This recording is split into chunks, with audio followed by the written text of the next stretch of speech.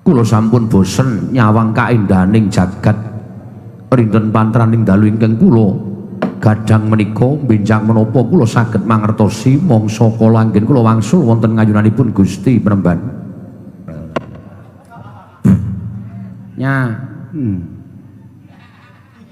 dinggo raup bojomu nggih karo ngono ya. Itu dicampur nanti diminum. Berapa kali Penemban? 15 kali sehari. Beser dong. Terus dantel meneh. Jeluk ngene terus ngenten iki terus gejeluke. Jeluk ngono niku. Buadut gitu. Waduh.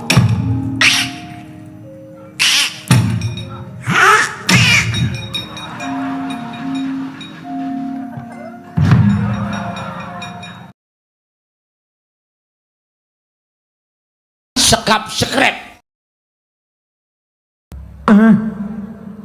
songgol duwol teleh pitik menol-menol ora pangling iki kaya Anoman ingkang abiyantara ana ing ngarsaku ana ing pertapan kembang sore kene padha raja sak praptamu man Anoman nggih Penemban tansah pinangan gawe dadan ing sambi kula sowanipun ingkang ngabdi pun Anoman kepareng kula ngaturaken sembah sumung keping pambekti kula kunjuk Sandhawa Putra Paduka Sang Penemban Sabdawala kula ngaturaken sembah pambekti kula katur Penemban ya tak tampa akarya gedhening atiku ora liwat pangestuku tampanana ya man kapundi nggo jimat paripih dayana ing kasantosan Penemban ora liwat prayoga nanggonmu ngadhep ana ngarsaku nang pertapan kembang sore kene. Nggih sampun boten kirang prayogi Penemban. Anggen kula ngabiyantura ngersa Paduka Penemban Sabdawala. Apa dene cantriku sing tak tresnani Antasena prayoga nanggonmu ngadhep.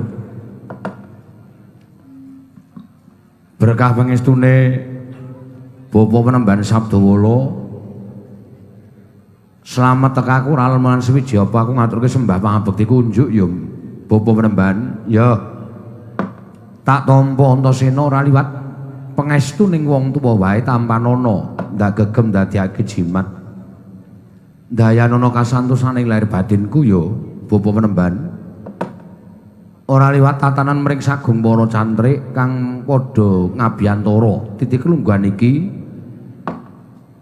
gawe kaget pikiring Begawan Sabdawala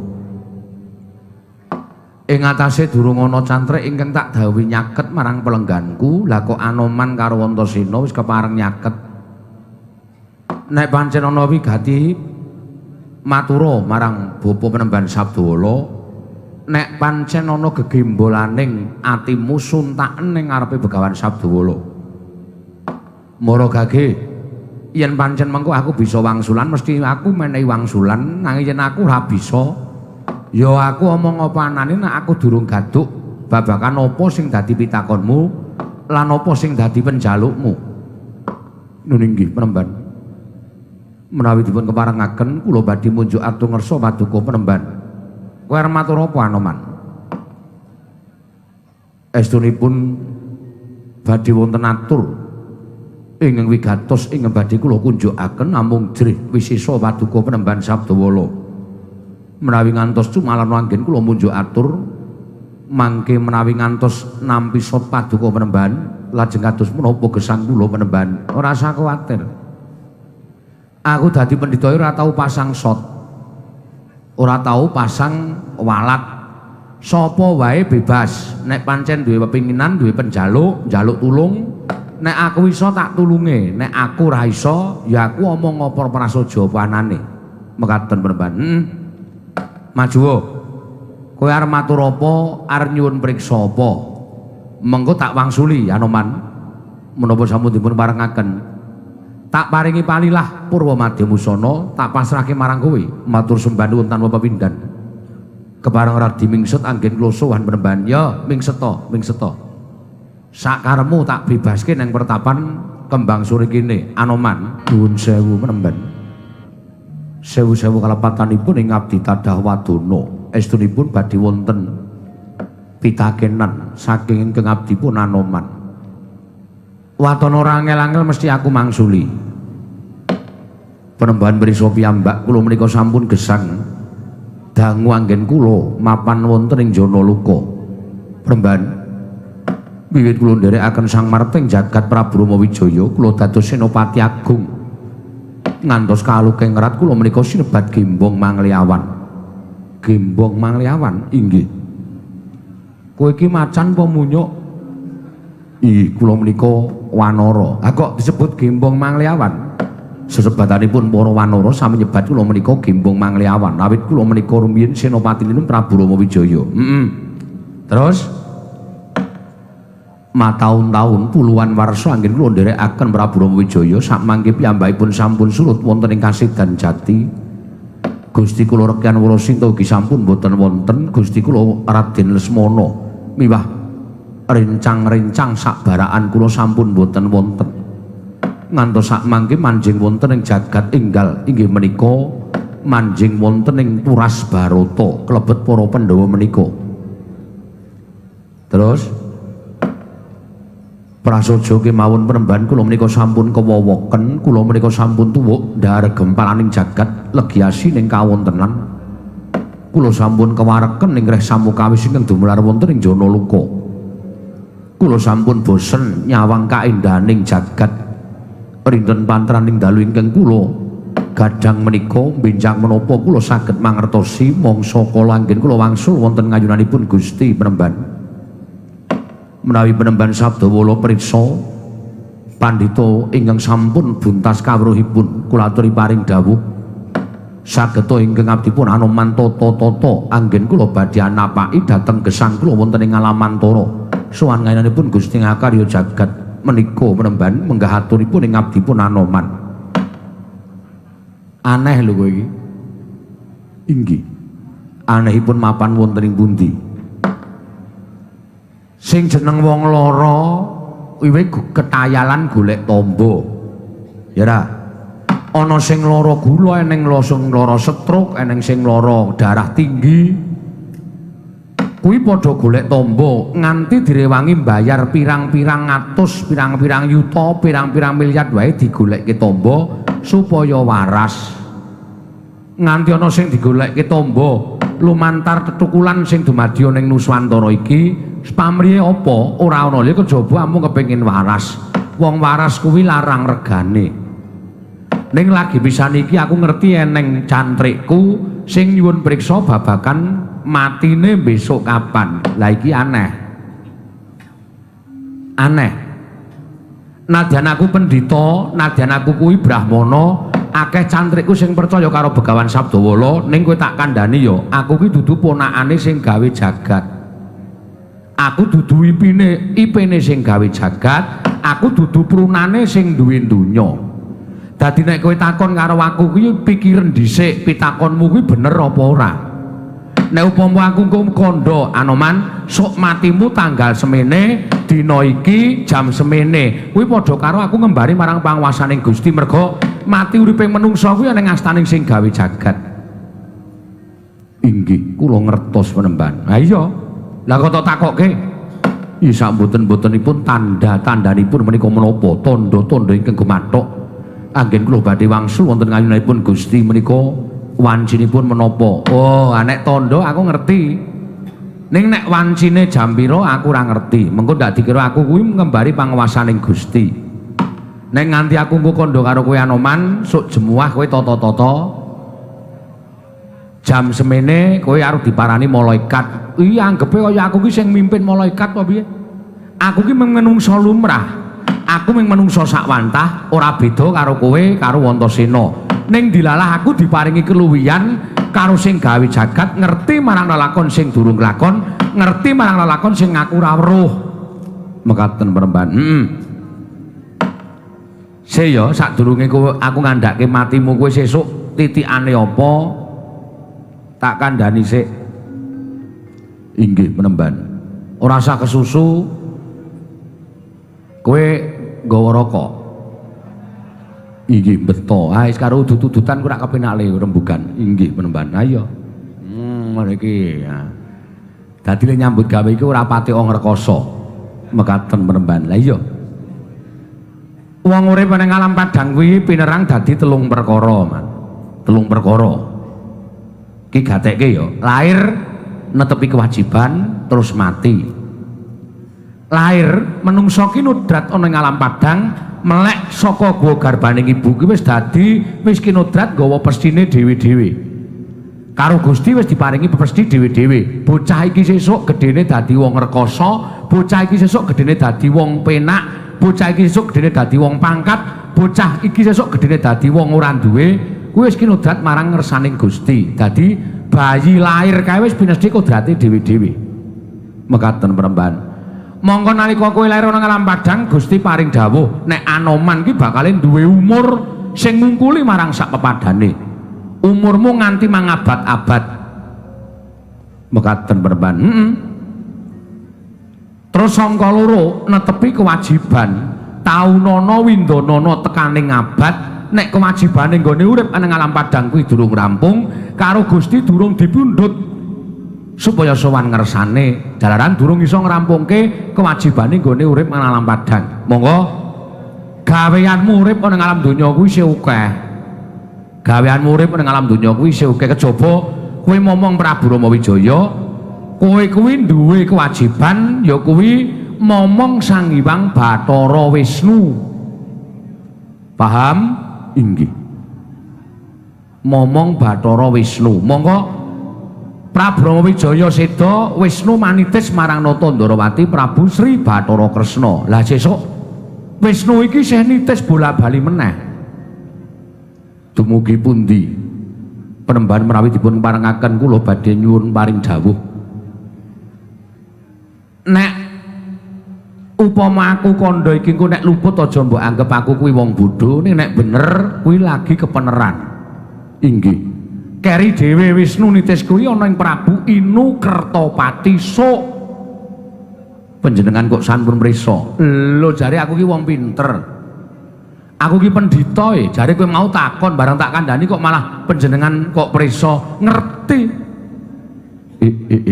Wih lah elok tenan. Ora elok iki asli.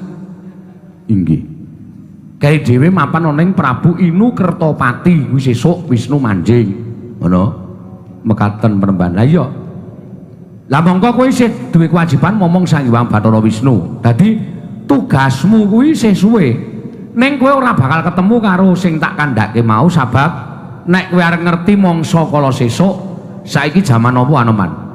Menika jaman Pandhawa lan Kurawa. Lah sesuk lehmu ora ana kuwi nek wis eneng turun Pandhawa sing kaping 6. Turun Pandhawa ing kaping 6. Heeh.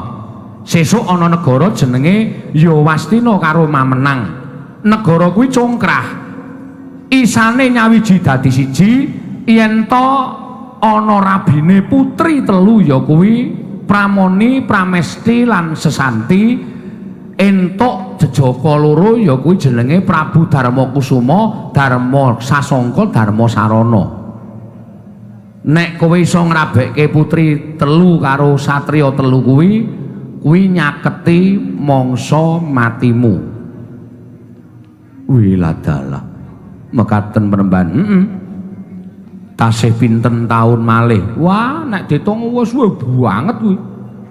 Suwe.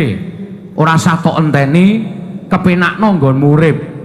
Mengko nek kowe ngame-ame pati malah linepatake dening Gusti ngakarya jagat ing atase diparingi yuswa dawa kok malah golek dalan pati. Lah kuwi malah kleru. Ning tampanan lakon iki kanthi ikhlas.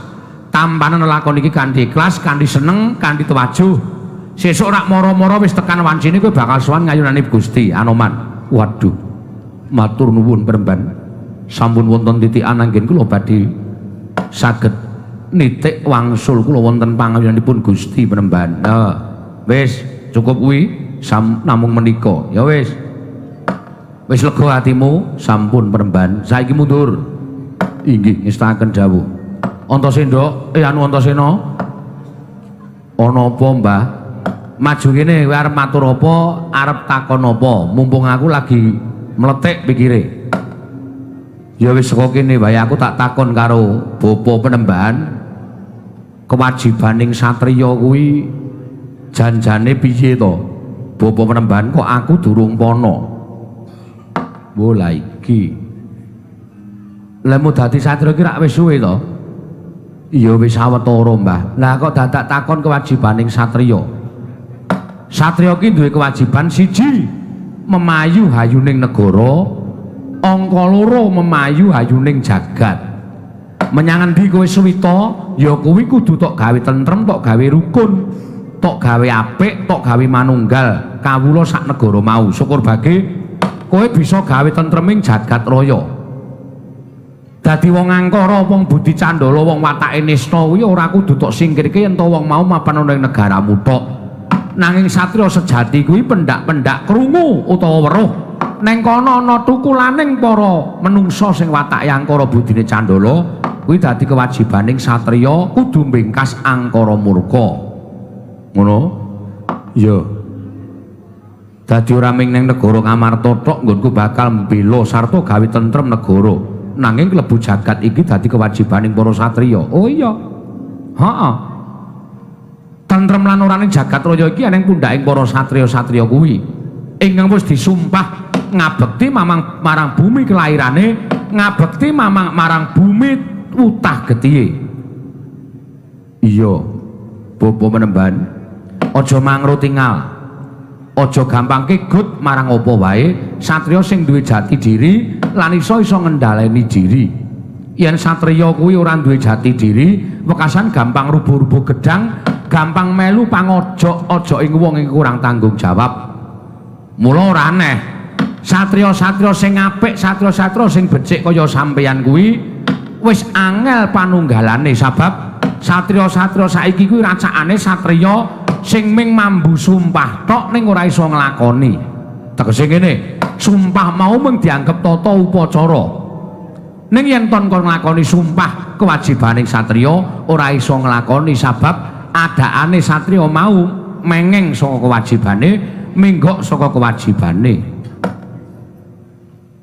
Ya Bapa, pangendikane Bapa banget dadekake bombong atiku. Apa kang dadi ngendikane bakal tak tindakake. Ya.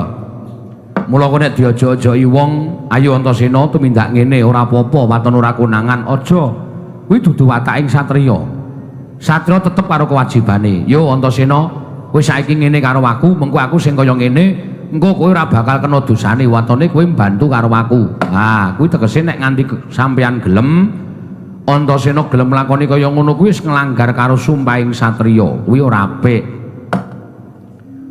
Iya, Bapa ngaturake panuwun. Ayo. Terus sabanjure iki ngene. Gandeng piranganing para dayoh-dayoh kuwi saben dina wah nganti ora sempat istirahat. Inggih Penemban. Wong desa, wong Karang Pradesan sak ngisor rek Gunung Jamur Dipa kene, sak ngisoring Pertapan Kembang Sore kene, wah delidir. Awan esuk sore nganti bengi barang ana sing mara merga njaluk pitulungan ning tumrap Begawan Sabdawala sing jeneng mitulungi karo wong iki mujudake sewijining ya kuwi laku prihatin tapa brata. Mula kang sangka kuwi kowe aja wedi kangelan, gandeng kowe apa pitakon wis tak wangsuli kabeh, saiki kowe nlungguh ning mburiku kene. Mbok menawa ana peranganing wong-wong sing bakal tekan ana ing kene, aku sing bakal menehi pambiyantu. Nek pancen apik karepe, ning nek ala mangsa baranga kowe iso kudu gawe tentrem Pertapan Kembang Sore. Anoman Antasena Penemban ngestakaken dawuh. Ya Mbah, ngestakake dawuh. Pragono wonten dawuh sinuwun. Kowe ngandhake jarimu ana pendhita anyar katon sing mapan ana ing Pertapan Kembang Sore. Jenenge sapa? Naminipun Begawan Sabdawala. Pripun lho? Lah kok semunipun radi kaget anggen paduka rawuh wonten ing percabaan menika. Wonten menapa? Menapa coba sampeyan? Ora melek mripat ing atase. Iki nek miturut sandangane pancen pendhita, nanging barang tak pespadake aku ora pangling. Kaya saben dina tau weruh menungsa siji iki dudu kok Begawan Sabdawala, nanging iki Petruk kantong bolong sing nganggo sandangan cara kabrahmanan. Apa mbok anggap aku ki wong loro sadon telu sarupane ngatasi aku Baladewa Ratu Mandura kawan Suwita karo Petruk. Aku ora sudi Suwita, Pragoto. Iki dudu wong ngampuh, iki mung wong membo-membo. Ayo mulai, Pragoto.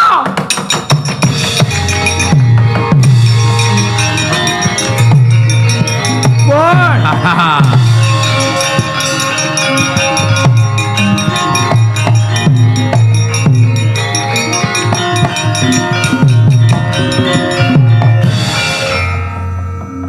Kae ngopo ya kae mau? Ana ratu teka-teka rung tak bageke kok njur jerit-jerit. Malah bali ngelokke aku nek aku dudu pendhita, nek aku ki mung wujuding wong membo-membo lah. Ngina karo Begawan Sabdawala, ngece karo Begawan Sabdawala, kowe sajake ora ngerti marang kridaning Begawan Sabdawala.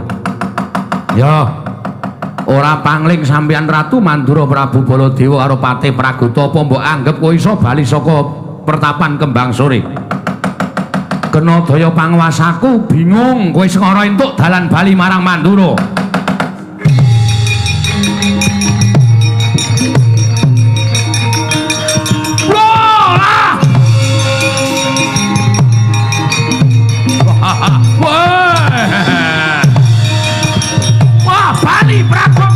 Loh, iki kok ning kene meneh.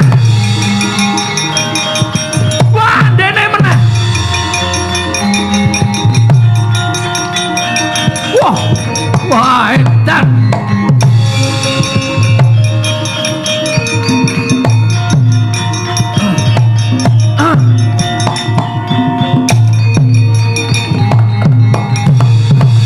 Wah, edan Pragoto, wonten dawuh. Wah, wangune pasang walat pendhita iki. Wangune pasang walat ing atase aku bali mau dalan sing anjok ana negara Mandura cetha. Nanging bareng aku arep bali kok kaya diubeng-ubengke. Metu mburi, metu ngarep kaya ora weruh dalan. Pendhita kuwi aja pasang walat. Aku ora tau pasang. Pasang sak nomeran kowe merucut kok pasang. Pasang nggo ngopo? Nuwun sewu sinuwun, sampeyan ki nek mara dayuh mbok nganggo tatanan. Mara darayung ditemoni karo sing di omah kok njur klepat melayu kaya ora di tatanan. Panjenengan iki nek ratu to. Panjenengan menika ora nalindra. Kudune ngerti tatanan, ngerti unggah-ungguh, ngerti tata krama, ora sak penake dhewe. Nek pancen tekan kene iki kleru lan ora sida suwita karo Begawan Sabdawala, matur utawa ngendika sing penak. Ora kok njur Pragoto, ayo bali aku ora sudi suwita karo dapure kaya ngene iki. Lho, ndapur-ndapurke. Giri Lusi jalma tan kena kinira.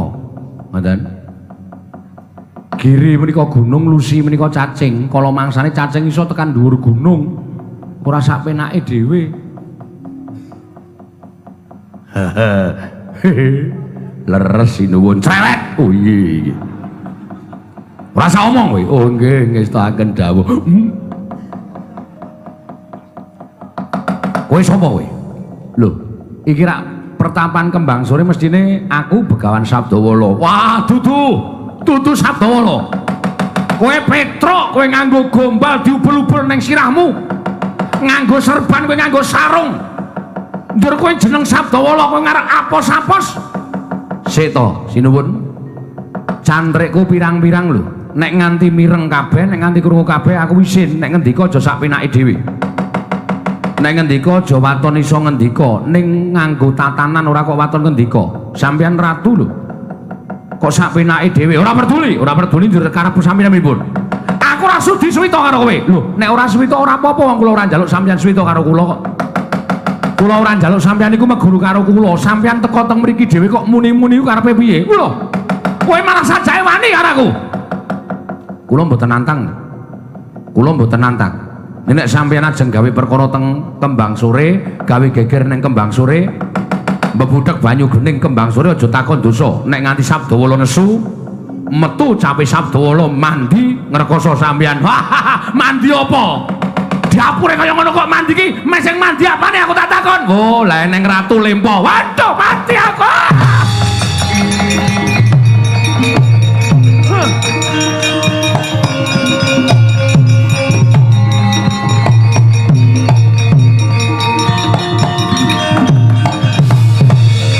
Waduh, Prakuta mati aku sikilku ra duwe kekuatan. Kaya ora duwe balung mati aku Prakuta. Ayo monggo dirasake. Sampeyan dikali Pendhita Ampuh ya sak penake dhewe. Prakuta mati aku. Prakuta aku bopongen bali ning Mandura. Walah bot. Lha panjenengan kula aturi ya ngeyel nek ana Pendhita Ampuh kok sajake sampeyan ngembe karo pendhita niku wau. Lha jajal saniki nek kaya ngoten niku pripun? Patih Praguta melu-melu apa piye? Oh mboten. Kula saestu lahir batin ajeng suwita dados murid panjenengan.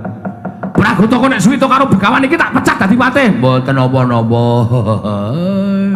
Pun dadi patih ya ngrekoso bayare ra mundak-mundak. Kula tetep suwita. Ratumu nek arep gawa Bali, gawonen Bali aku ora butuh ratu kaya ngene. Gawonen Bali. Nek ora nggo bawa Bali tak aku dawuh karo cantrik tak kon metu ning pecrabahan tak dokok ning pekarangan ben lempoh ngesot-ngesot ning kono. Aduh, Prakuta mati aku. Prakuta aku arep digotong dikeke pekarangan aku mati Prakuta. Lah sampean nggih nyuwun ngapura. Mang nyuwun ngapura. Wong niku api-apike nek njaluk ngapura diparingi pangapura rak njur mari. Apa ngono? Nggih, mestine kok ya.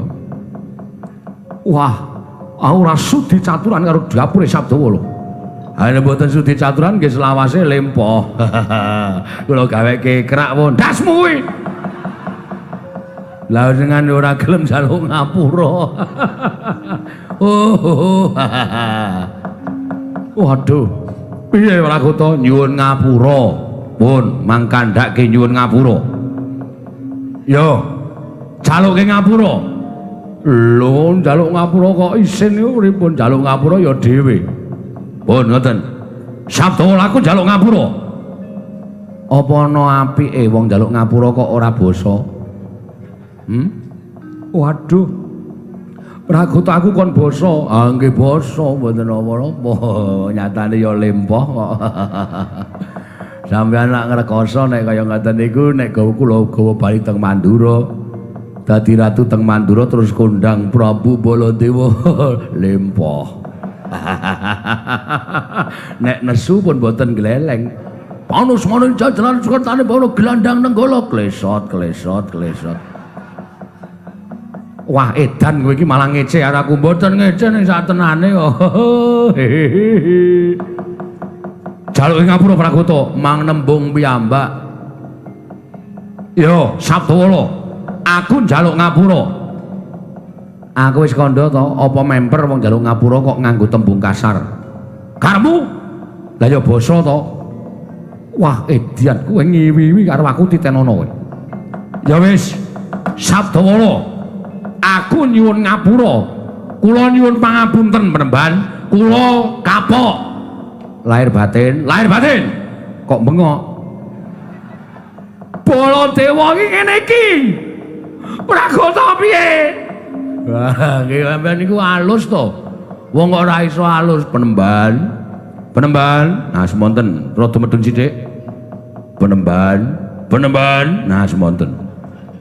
Kula nyuwun ngapura. Nadane ra penake. Kowe ngapusi kowe. Oh, lah kula niku ya isane omong kaya ngoten niku kok sampean. Penemban kula nyuwun ngapura.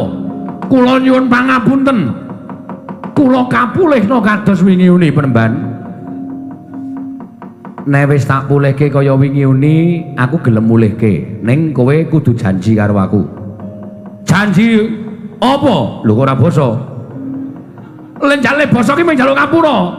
Oh ya, ora apa-apa. Tak tampa kanthi ikhlas ning aku njaluk kowe tetep dadi muridku. Gelem ora? Waduh. Piye Prakuta? Purun mawon, mengke kula sik mendhetke tas kali seragam. Baladewa nganggo seragam SD. Oh, lah mesti apik jengkelmu kuwi. Pun nggih pun ngaku mawon nggih ngoten. Wah, sajake aku tido-tido karo kasektening pendhita iki. Wah, lah niku digdaya tenan nyatane ming muni Baladewa lempoh sampean lempoh kok ngeyel. Ya wis. Ya wis. Aku gelem dadi muridmu Sabdawala. Tenan? Iya, tenan. Lahir batin, lahir batin. Apa memper ing atase ana murid kok ora basa karo guru? Wah, repot tenan iki umpama aku waras tak gretel nenggala cengele modar. Lho, malah ngrasani gretel nenggala cengele gurune. Oh, ditokke niku. Bijine 4 mengke. Biji dengkulmu mlocot kuwi. Ayo basa. Iya penemban.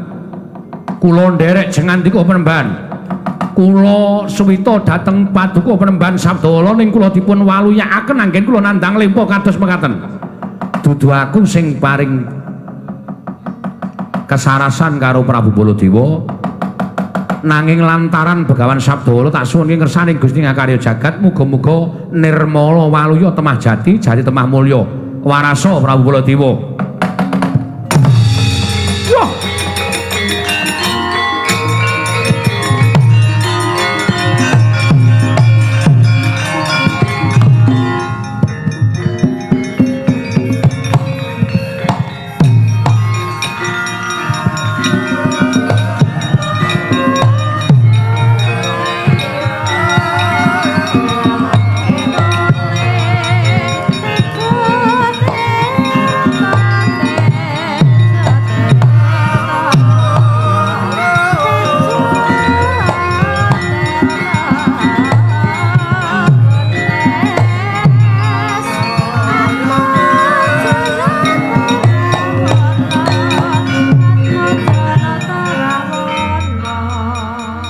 Wah, elok tenan Pragoto. Wah.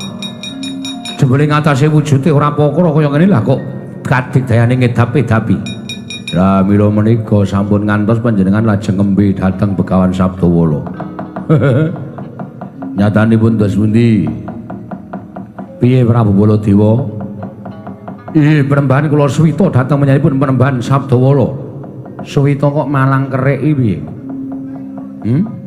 Ora malang kerik ngono kuwi ning ngarepe guru ndak ora sopan. Oh iki ngestaken dawuh. Nah, nek wis ngono mengko aku bakal merjang ilmu sing migunani tumraping kowe ning aku njaluk kowe mlebu ning jero pertapan sik. Parengipun ya sakarepmu, sak kepenakmu. Leren ya kena, wedangan ya kena. Wong nek ming pertapan kene iki kabeh apa-apa tak cukupi. Oh iki matur nuwun. Ayo Pragoto, monggo kula dherekaken. Soale di Longkas iki bakal akeh dayoh wong Karang Pradisan sing bakal njaluk tombo karo aku, njaluk pitulungan karo aku. Oh ngaten. Iya. Menawi ngaten kula kantun derek. Kula tak mapan wonten ing salebeting pertapan. Ya wis kono mapan ning jero pertapan sik Prabu Baladewa. Iya penemban. Kula nyuwun penemban. Kula ingkang sowan penemban. Sapa iki? Kula Santosa. Oh. Karo sapa? Niki beto semah kula. Peni. Iya. Ana kesulitan apa? Gene kowe sowan ana ing ngarsaku, nek iso tak tulungi, nek ora iso ya nyuwun ngapura. Ngeten lho penemban. Kula menika sampun bangun bale wisma pinten-pinten taun ning dereng dipun paringi momongan. Oh, durung di anak. Dereng. Lah wong ora duwe anak kuwi ming gumantung sing wedok kuwi gabuk apa sing lanang kuwi sing ora duwe turun. Nek semah kula niku mangsawang to wong awake wis seger kaya ngeten kok. Tidak piye?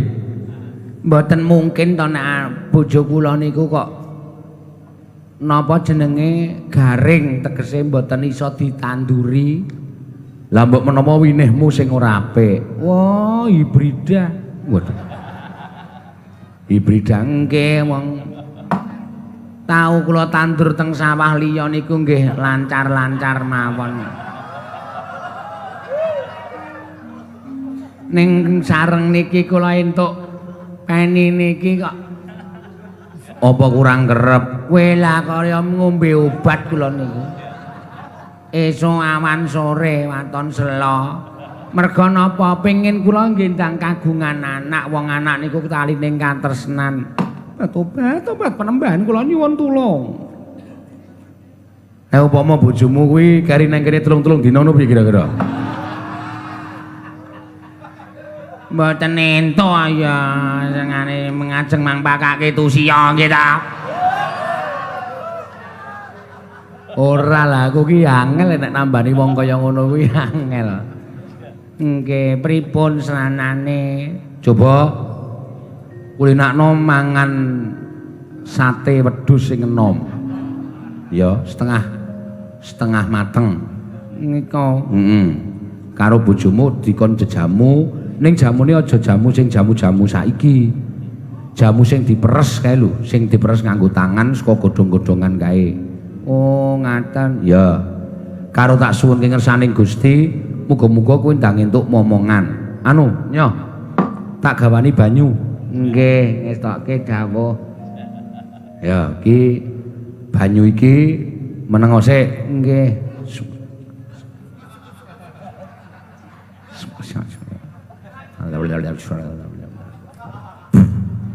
Nya. Dinggo raup bojomu. Nggih. Karo ngono ya. Ngestaken dawuh. Nih, Pani, kula wonten dawuh. Iki entuk banyu ki nggo raup. Oh, inggih ngestaken dawuh, bathuke ditelesi. Inggih ngestaken dawuh. Bathuk loro-lorone ditelesi. Kula nuwun penyembahan. Sapa iki? Kula rakyat panjenengan. Oh. Jenenge Kula Baron. Ngopo? Nggih ajeng matur niku isin. Lho. Rasa isin. Penyakit kula niku ngisini-sini. Sebabe kok kena penyakit kuwi? Nggih krana asring tirakatan. Oh. Malam jemuah kliwon. Neng Parangkusuma. Bar niku terus panis. Oh. Ya wis rasa omong tak kantakne tombo. Ning aku njaluk nek tak tambani mari ya. Mari penemban. Orang nakal neh. Kula tirakatan kok penemban. Tirakatan ku ora kudu ning kono. Ning omah ki ya iso tirakatan, gelar kloso ning ngarepan. Nggih. Rasa sok gelem dijak kanca-kancane. Nggih ngetaken dawuh. Ya, paham? Ngertos. Tak tambani ning mari. Mantun. Nek kowe ora mari nyelaki janjimu, kowe kumat meneh, saya parah. Aduh. Nggih ngestaken dawuh. Ki banyu suruh abang. Nggih. Dumbe. Pahit no. Ora ana tamba kok seger. Nyo. Nggih ngestaken dawuh.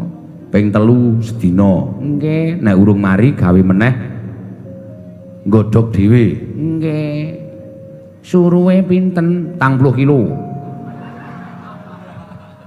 Banyune 2 gelas. Ya. Napa niki ajeng makani wedhus napa nggih? Tamba kula. Ya tok ku tampa kowe iki rasa ngel to. Oh nggih ngestaken dawuh. Are kumat titenono kowe. Kumat meneh kowe. Nggih matur nuwun penemban. Menika kagem penemban nika saontenipun. Wis ora usah, aku ora seneng kaya ngene iki. Menika namung ses kok. Apa? Gudang garam kretek. Oh iya. Ya wis. Ha kok kowe tuku gudang garam kretek? Sing dodol ayu-ayu. Nek mboten sing dodol ayu ya mboten tuku lho kaya. Oh, lah wong tuwa edan ora. Rene, sapa kowe? Nami kula Tole. Tole kok nganggo iket dalang po? Nggih. Tole Joko Subedhek. Oh. Ha ngopo kok rene kula niku nganu menemban ajeng nyuwun tamba swara kula niku mayang sewengi wis serak. Wah, lah ya mongko nek wis laris ki iso sesasi, rong sasi, telung sasi mbladeg swara ki dijaga. Nggih. Coba suluka. Lho. Ngenten iki nek nggo nyuwara dhuwur ngenten iki. Nya. Kita gawani pringori. Oh iya. Nggo nyogok telakmu ora landung. Wah ampun ngonten menemban. Ora iki nganu banyu ya. Nggih ngestaken dawuh. Ya wis dombe sedina ping 3. Oh nggih. Esuk awan esuk. Oh nggih. Lho kok esuk awan esuk? Sorene nggo istirahat. Oh nggih ngestaken dawuh. Nyuwun pamit. Isih ora kuwi? Kula nuwun penemban. Oh. Sapa kowe? Nami kula Janu. Oh.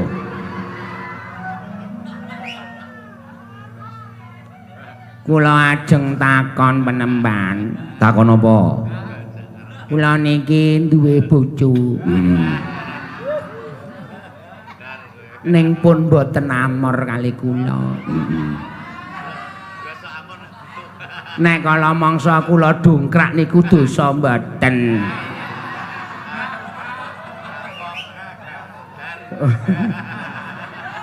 Ora entuk kaya ngono kuwi nek jeneng pisah iki. Kuwi ati kula tesih tresna menengan.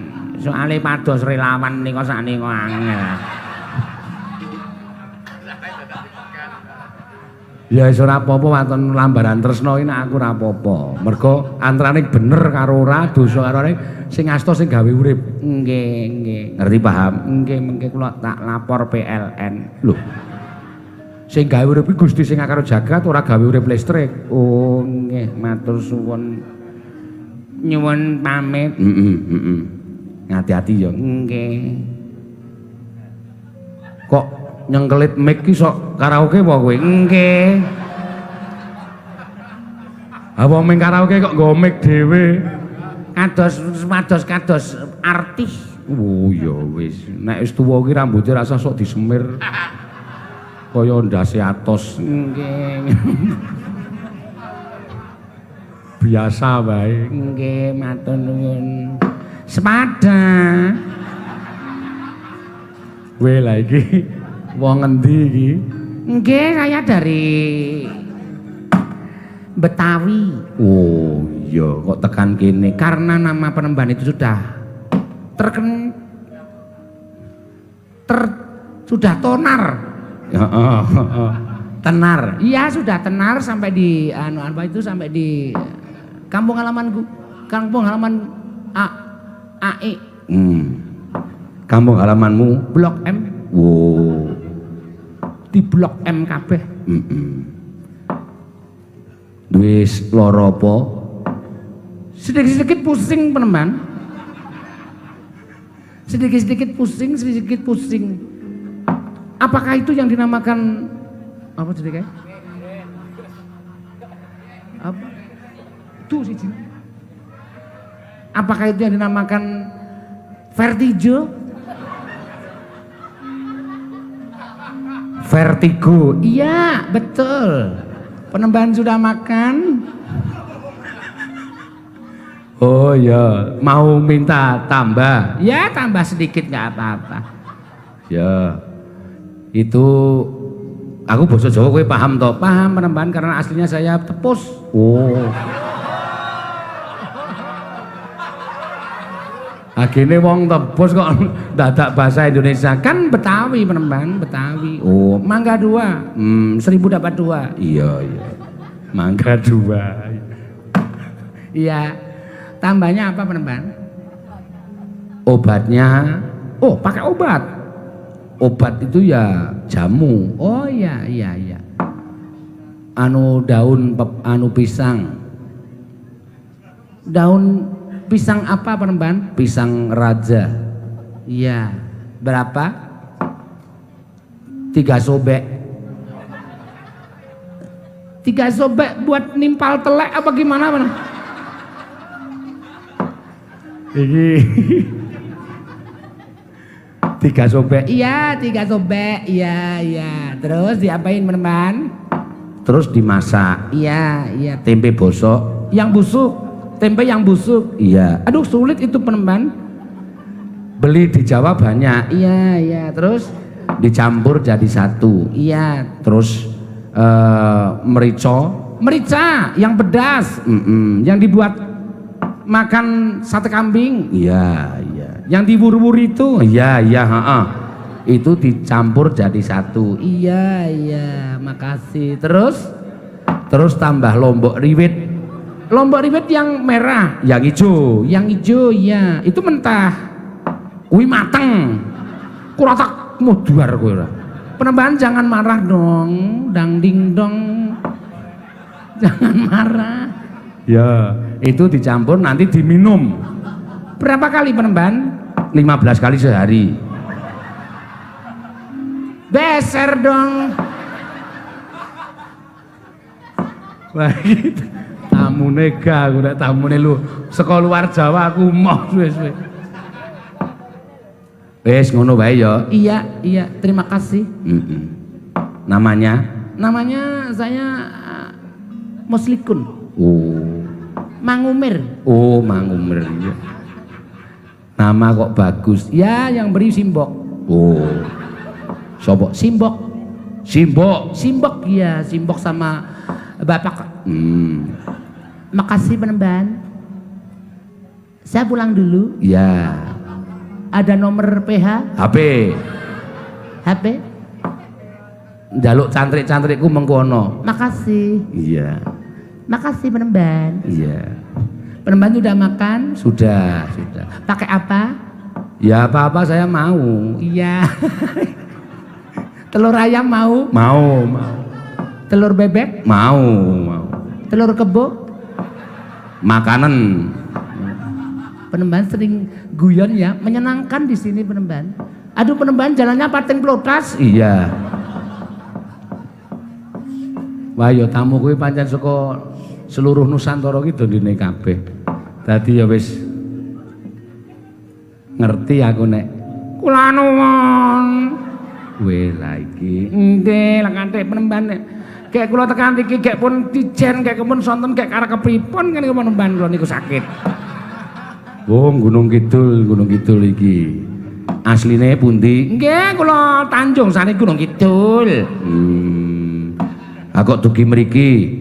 Pados Jambi Penemban. Arek kula niki gek numpak ngonda gek jare ketekan mriki Penemban. Kula lajeng nyuwun tamba Penemban. Tamba ngopo? Mata kula niku nek ndelok niku cetha. Piye digawe peteng apa piye? Kuwi wis apik, Mbah, kuwi wis apik. Mekaten Penemban. Wis rasa ditambani apa-apa, rasa dinggoni kacamata. Nggih. Kula pun kapok nganggo kacamata. Oh. Ha ta. Nggih. Sebabe Ngagem kacamata niku kula nggih mlebu toilet. Lah kok wonten grojokan 1000. Wo. Kula nganti jingkat. Bareng kula copot biasa-biasa mawon. Kayak kula nyon pamit nggih Penemban nggih ajeng ngundha wangsul teng Bintaos. Iya wis kono. Wah, disediani tamu terus yo tak lakokke terus Mbok Ben.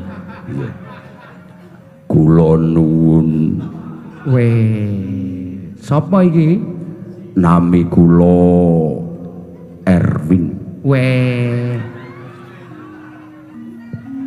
Pekerjaannya penyanyi campur sapi. Campur sari. Ngopo kok ndene Nyuwun pelarisan Penemban. kene maju kene. Tak pasangi pengasian men kowe iki sapa wong nanggap kowe kepencut ya. Kene pupuri. Iki pupur iki mawa pengasian. Nggih, matur nuwun Penemban. Wis. Jare sikilmu bar tugel. Nggih, pangestunipun. Bar tugel kok meteng. Wah, Penemban mriku senengane lho. Mbok menawa bojomu pro sikilmu ketok putih banget. Bulgip. Hai. Ora kok sikile putih ning bulgip ora. Dek Pate, Pripun Kakang Penemban? pun ana buktine. Nek pertapan Kembang Sore niku pancen ana pendhita anyar katon. Nyatane kula mlebu pecerabahan mriki. Lah kok wonten wujuding brahmana, wujuding pendhita. Menapa niki sing diarani Begawan Sabdawala? Mboten wonten kalih penembahan kula Begawan Sabdawala panjenengan sinten? Oh, ditepungake, tepungake wae Sabdawala. Aku ngerti nek kowe iki pendhita wingi sore. Nek kowe ora ngerti karo aku tegese lamu dadi brahmana iki durung suwe. Tepungke aku Begawan Durna ing Sukalima, pendhita kondang monyor-monyor. Oh, penembahan Durna. Wonten menapa penembahan kok rawuh wonten ing parapan mriki? Apa pancen kepar nyata kowe ngaran Begawan Sabdawala? Nggih, kleresan mekaten. Terus kersanipun, ngene Sabdawala. Aku kuwi ngemban dawuh timbalane anak Prabu Duryudana supaya mboyong marang Begawan Sabdawala bakal neggahake ana negara Ngastina. Mula kang saka kuwi Sabdawala kowe ora usah dadak selak, kowe ora usah dadak kumbi, kowe ora usah dadak duwa apa karepaning anak Prabu Duryudana wektu dina iki. Kowe tak boyong nang negara Ngastina, pertapanmu iki dirusak, dirubuhake. Mengko tak gaweke pertapan sing anyar. Pertapan sing wis kaya ngene iki ora mangun dilenggahi pendhita, ngono. Nek kowe ngerti Sukalima, wah kaget kowe. Nek meng pecrabahan kaya ngene iki ngarepan nggon aku ana papat. Ukir kabeh mongko kayune tuwa kabeh.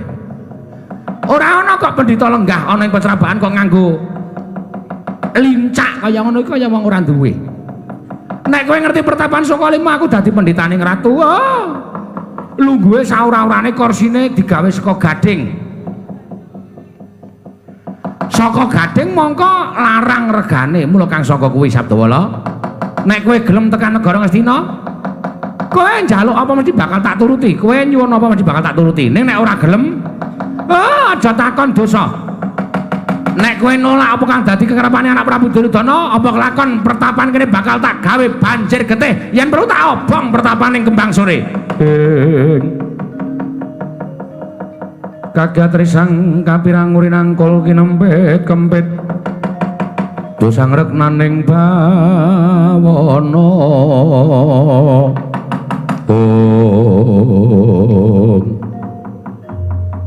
Mbah, aja kaget aku Antasena.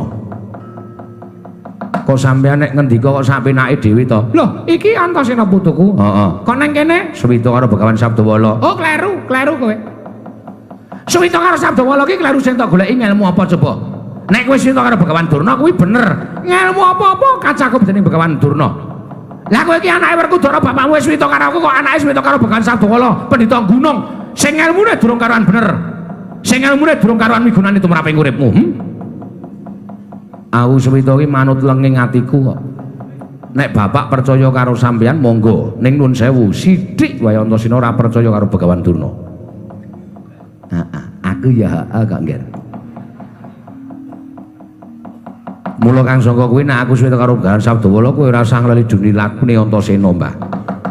Sing arep tak rembuki tembungmu sing pungkasan iki mau.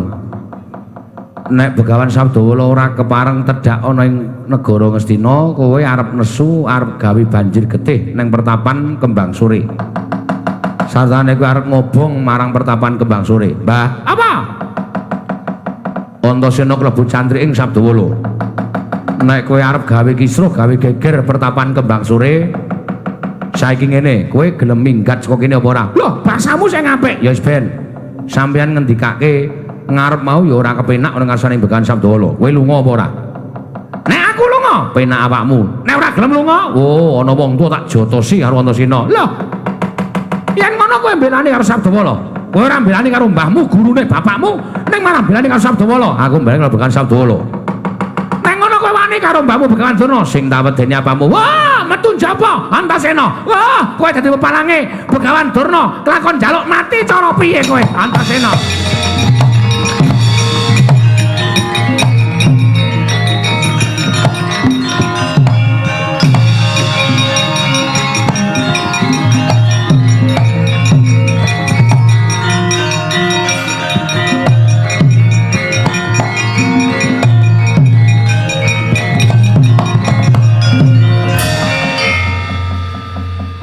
Jumbuh karo sing tok takokke mau Antasena. Kewajibaning satriya ki memayu hayuning negara, memayu hayuning jagat. Mula Durna sakurawane kae watake angkara budine Candala singkirna undurna. Nek pancen bondo kalani sarta berguguk ngutawaton ora gelem semingkir tak pasrahke babar pisan mangsa bara ngartok gawe cara kepiye kuwi sakarepmu entuk palilahe bapa Penemban tak lilani nggih. Ning sadurunge kuwi njaluk pambiyantune Anoman mengko nek ijen ndak kowe kerepotan ya ngestokke dawuh bapa. Sartana bubana kang padha gantung sebo aku tak mlebu jroning pertapan tak mangginata Mandura Prabu Baladewa ya bapa ngestokke dawuh bapa Penemban Sabdawala karawitan pertapan kembang sore kon ngiringi nggonku mlebu jroning pertapan bapa Sabdawala kepareng arep midhangetake apa sing mayar-mayar wae ora usah dadak sing angel waton kompak, waton gayeng. Oh ya, manut. Dawana kon muni gending Santi Mulya. Kuwi kerep seneng aku. Oh ya, ngestokke dawuh, Mbah. Pripun, Man? Medal saking pertapan kembang sore kok mboten mboyong Begawan Sabdawala. Paman kepareng putra pun Kartomarma cumadung dawuh. Paman kula pun swatama cumadung dawuh. Lah, Pak. Pripun kabare Pak kok mboten sida mboyong Begawan Sabdawala? Kowe tak kandhani ya Dur.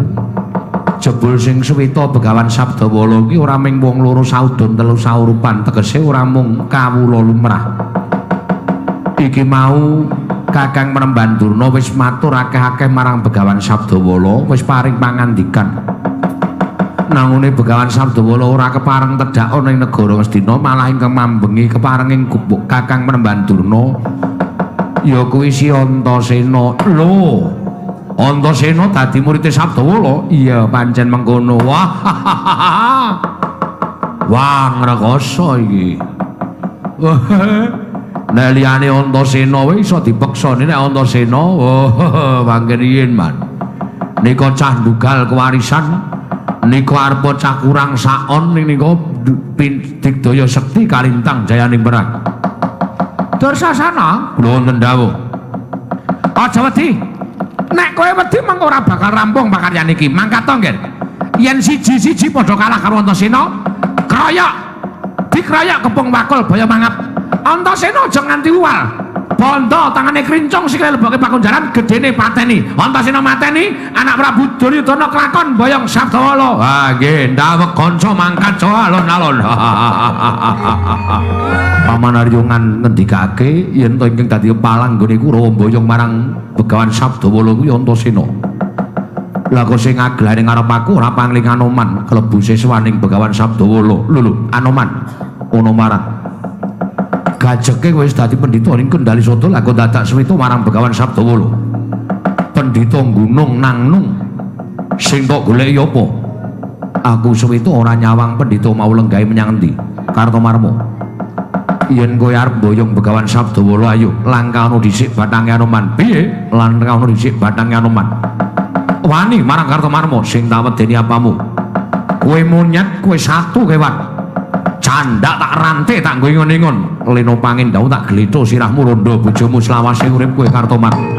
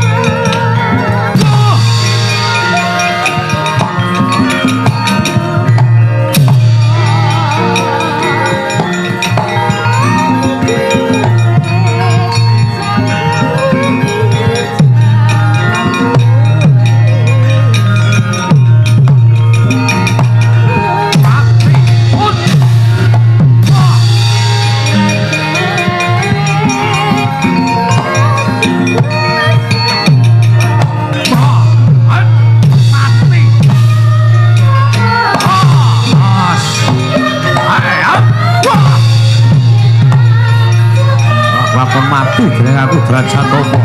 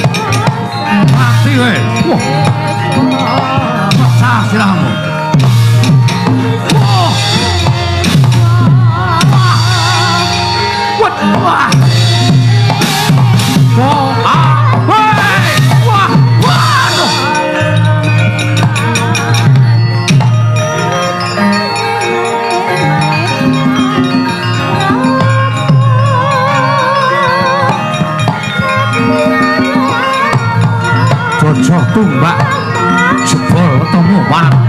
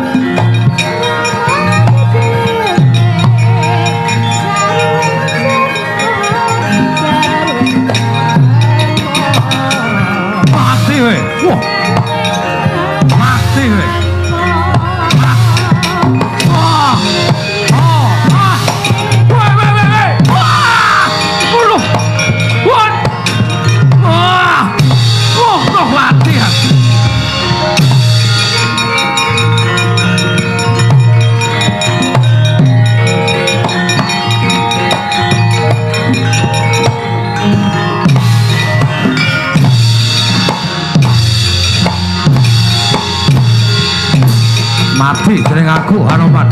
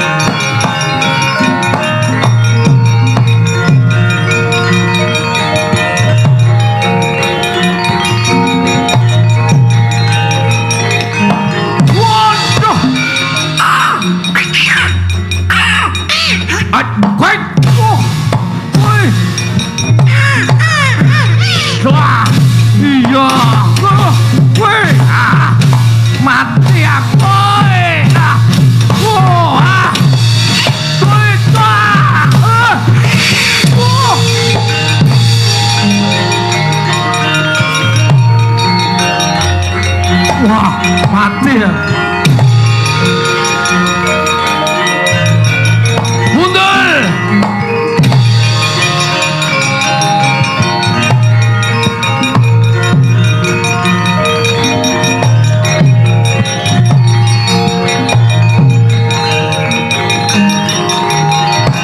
Waduh. Ngopo kok waduh Pakde? Wah, cita goleki Anoman. Si Wanoman kesel. Anane Antasena. Wah, wis ketemu gento iki wis. Yo kaya apa aku sing tekaning pati. Tiban tangan jeblok wetengmu tibano. Bocah jenging aku kowe. Hei. Wah. Modal. Modal. Modal. Kloso ulang. Kok kaya wong dipijeti ya malah ini. Wah jigul ngece tenan. Wah. Wah. Wah. Wah.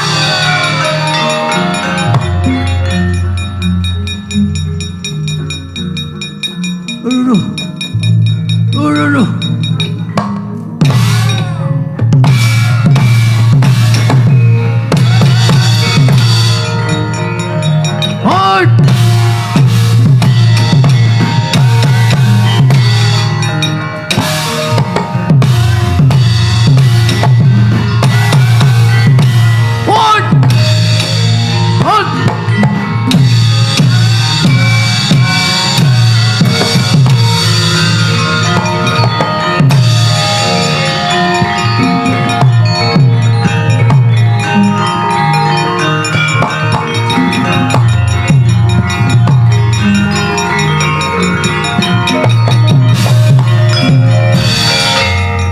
Surawati mundur man.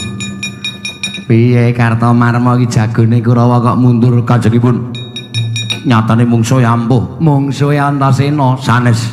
Lho sapa? Anoman dadi siswaning Sabdawala. Weh. Munyuke barang ana to? Wonten, Mas. Ora pati ndugamana. Mati lho, Man. Kaya mau nggawa tumbak mboten wonten gunane. Tumbak kula culke pirang-pirang Anoman kerido mere-mere nika sikil dadi tangan, tangan dadi sikil. Tumbak saut buang, saut buang. Kula lagi ngematke ledo nyauti Anoman nyauti tumbak gejlek rai kula jler. Kula tubruk ngiwa tangane ngrangkul awak banting nengen, tubruk nengen tangane ngrangkul awak banting ngiwa. Cokot kuping kula man. Kalah kawon. Anak pendeta kok kalah. Kajengipun sampeyan niku sane ping dawuh. Sing nandangi ngrekasa. Piye, Dur? Cing kula goleki Anoman cing metu Antasena. Oh. Terus kebacut maju, Man. Mongko kula wis mikir. Heeh. Jelas kalah. Ning kula kendel-kendelke, Man. Antasena kula antem nggon dodot jeblet. Ora apa-apa nggon pulung ati jeblet. Ora apa-apa nggon weteng jeblet. Terus dhewe nyaut tangan kula set, kula le ngantem luput genjleng lai kula bles. Plepet. Ora eling. Eling ning plepet-petan, Man. Oh. Kula jenggelek Antasena wis tenguk ngenten iki. Ngadeg men walang kelik. Silah kula dicandak joroke gluduk. Kula ajeng maju sikut diek. Antem diek candak silai sit. Jenjlengke pupu tengen jleng. Kaya wong dolanan iki lho, Man. Bajigul nyepelekke tenan, Man. Lah kowe kok ora piye to piye? Ola ica. Wis budidaya, wis ngelimpe. Anggere ajeng tangi silah kula candak joloke gedhuk lemah, gluduk mumet. Tangi ajeng antem sikut lai kula jelik, antem lai kula jelek, candak ngenten iki nganggo mutel tangan. Mriki to tak praktekke. Emoh. Cedilit men sampean pleco, lan ora pelajaran ora pleco carane to. Upamane niki meng upamane. Ora ngawur lho. Mboten niki meng praktekke kok. Nah, sampean ketoke mumet ngenten niku candak ngenten iki terus di ngenten niku.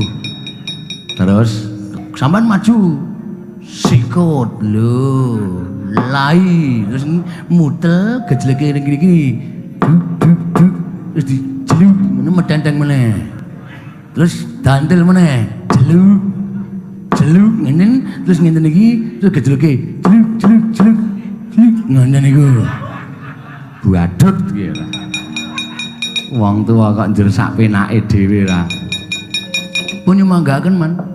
Sik to, pripun? Antasena iki rak sak anakmu to. Kowe iki Pak Dene kok kalah karo anake nek cara aku isin. Kula kok biasa, Man. Ora isin. Lah, isin nggo ngopo? Nyatane kalah tenan kok kene isin. Ampun sampeyan iku maju. Kula ming dawuh. Kula wa Antasena pateni, Anoman pateni. Sekali waktu. Kula tak weluh cengkune nek gelut kaya ngopo. Ulaming cungal-cungil maju nek celok kula wani ya ngopo ming iso dawuh ha kula apa pangkate padha sampean iku sampean tak dawuhi kok cengkune nyemplung jumul saiki ngoten kok mung paitan cangkem karo makne cilik kok nyangkem-nyangkemke kenyataan fakta dumongi ngeyel lho lah jajal tak nonton maju kaya ngopo mang maju tak tontone kaya ngopo ngece karo aku rumangsane padake senggone iki rawani gelut apa piye lah ngoten tegese niku pimpinan tanggung jawab ulaming paitan lambe pun gek menyang mungcuhe Antasena napa Anoman kantun milih Antasena Anoman maju bareng legane atiku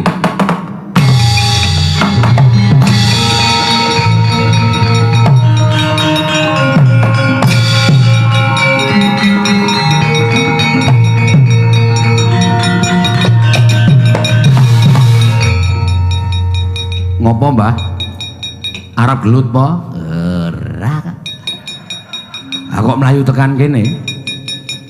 Disepeleke karo Durmagati dikira senggune iki rawane gelut nang ati kok larane ra jamak. Ming dicangkem-cangkemke karo Durmagati. Terus njaluk tulung, Ger. Ngopo? Tulung aku uncalno pasno ndase Durmagati ae. Tak gejlike cengele. Lah kira anakmu dhewe to mesake wis lara, pokoke nek krungu omongane Durmagati ning ati iki lara tenan. Upama kowe dadi sengkune jelas lara ati. Kowe iki patih ming isane ming dawuh tok, ming paitan cangkem tok, mbok jajal saiki maju tak weruh kadidane sengkune nek gelut kaya ngapa. Ngono kuwi apa ora sakit ning ati. Oh, ngono to. Ah, Pak Durmagati iki ora ngabekti karo wong tuwa. Lah, mula kuwi aku uncalno. Uncalno sing banter ajiare Durmagati gawe wis, Ger. Penerke Durmagati, heeh, gejlike cengele, mudhar mbok men. Silang-ilangan dong siji. Yo, meneng ae, Mbah. Yo.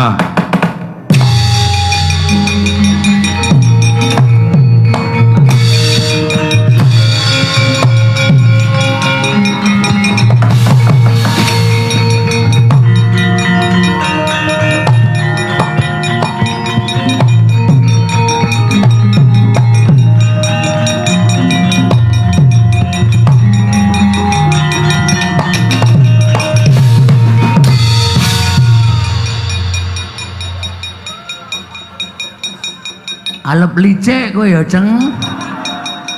Modal kowe. Neng kono omong-omongan karo Antatina tak indhik kok njero Antatina nguncalke cengkune dipaske aku. Cah cerdas e wadake.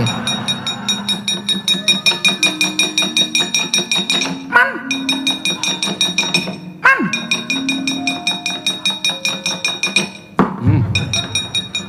Lho kok nendangku lho. Oh, njaluk ngapura le. Tak kira nek Durmagati. Sampeyan kena apa kok nglekar?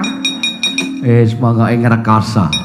Diece karo Durmagati rekake njaluk tulung Antarsena ning Durmagati prayitna. Aku dimles nganggo pukul besi aspal kae. Sak penake dhewe.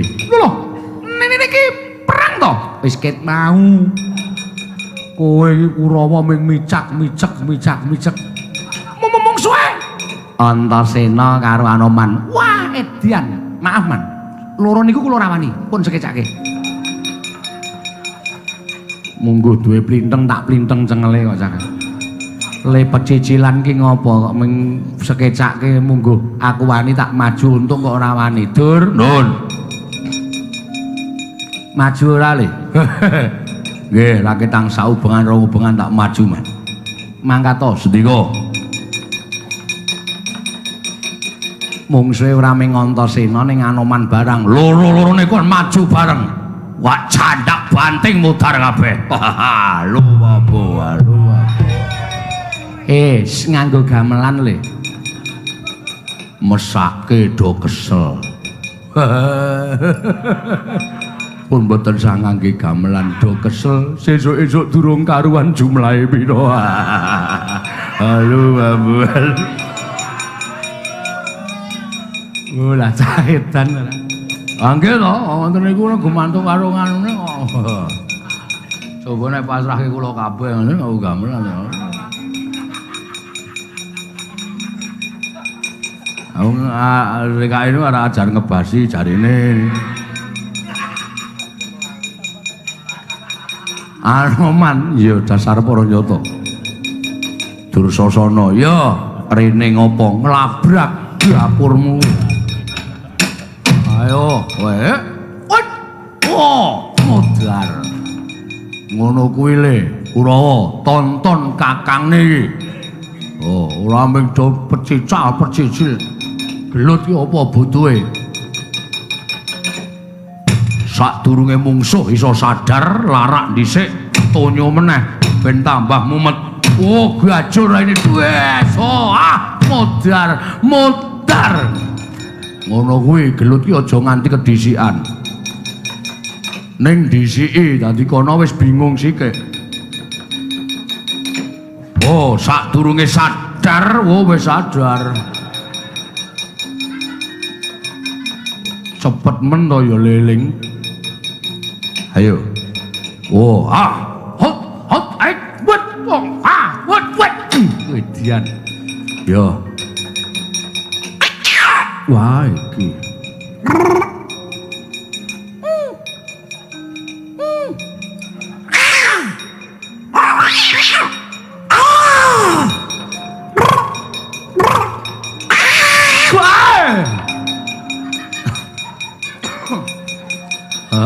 Gila tenan aku. Nek muni ngono kuwi nang ati iki sir-sirane. Ayo mrene Drasacana.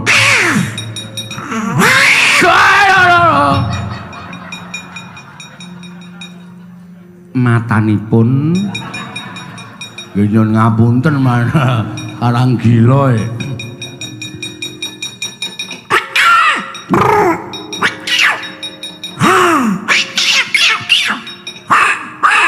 Yo.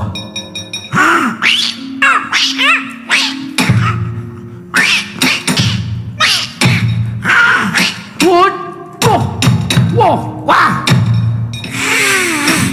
What? Go.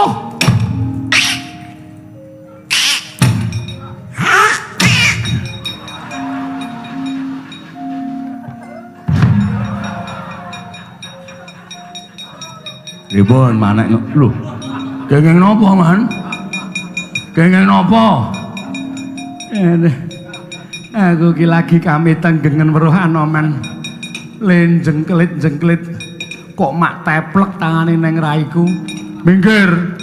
Ana wong gelut niku minggir, ora ngregoni. Iya. Ayo guys. Iya, ya. Senengane ngregoni ora. Yo. Kowe. Iya. Wah. Iya. Modar kowe. Iya. Wah. Pakde. Wah, cah edan iki wis. Wegah aku, wegah piye? Anane aku kok yo. Wah, moh tenan aku. Wegah nek karo kowe nek karo Anoman gelem anane aku kok emoh piye? Yo guys yo cekat-cekat. Moh tenan, moh piye? Aku moh nek gelut karo kowe anane aku. Wah, moh tenan. Oh, ruda paripeksa kowe. Oh yo, mati aku. Weh.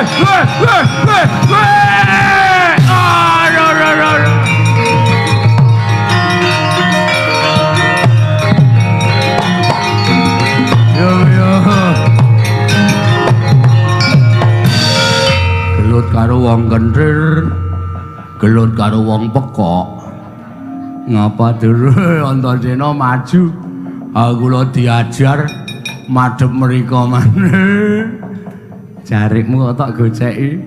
Stagene dipedhot Antasena. Jarik bubar. Monggo cawet kula suwek. Lambene lah. Kakang Prembansa kalima pripun Kakang? Oh, gandak mleguduk suwalu gembar sumorante Dipate. Sabdawala nika sesinglane Petruk kantong bolong.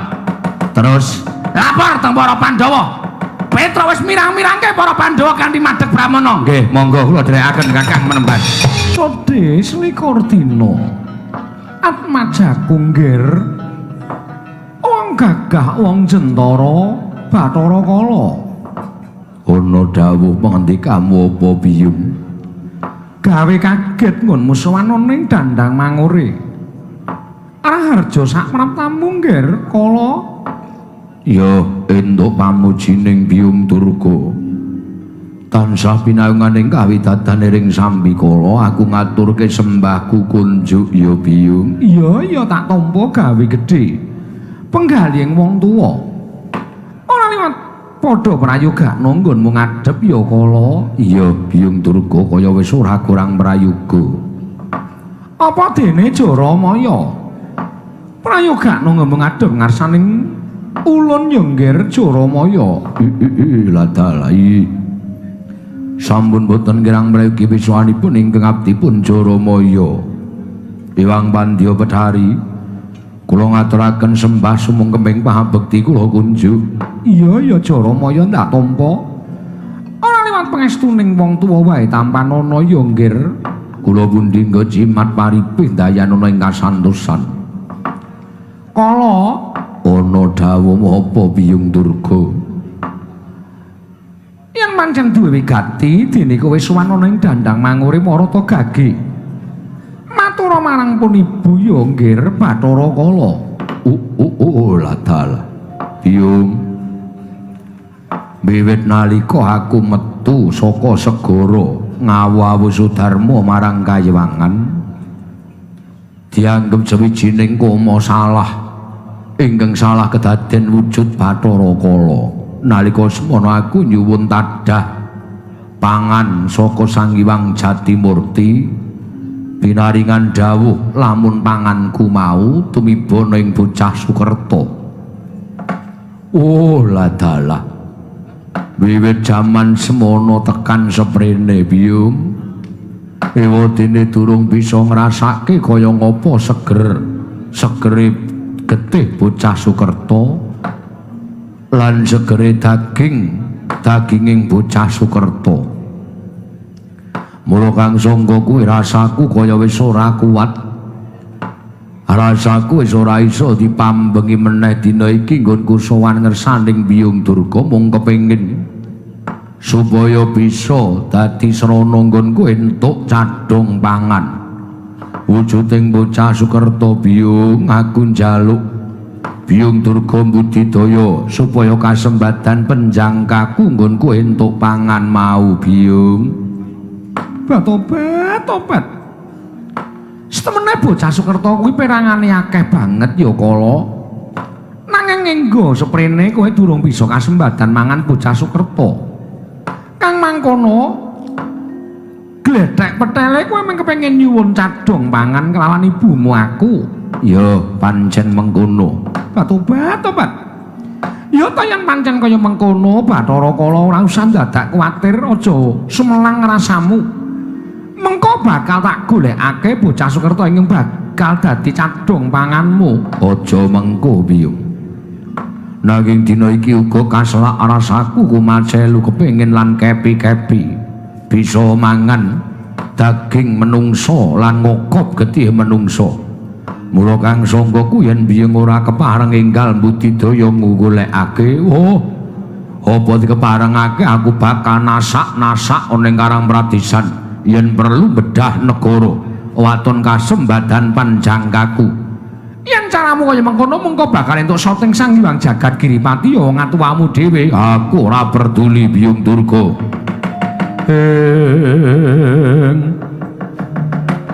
Tan samar pamoring sukma sinakma ya winah ya ing asepi.